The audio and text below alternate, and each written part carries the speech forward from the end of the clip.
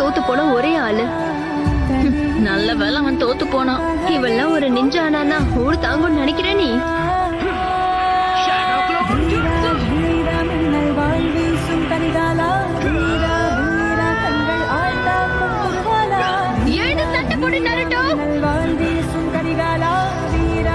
என்ன மன்னிச்சிடு, உன்னால கண்டிப்பா ஹோக்காகே ஆக முடியாது. ஏன்னா இந்த இடத்துல என்ன அடிச்சுக்க ஆளே கிடையாது.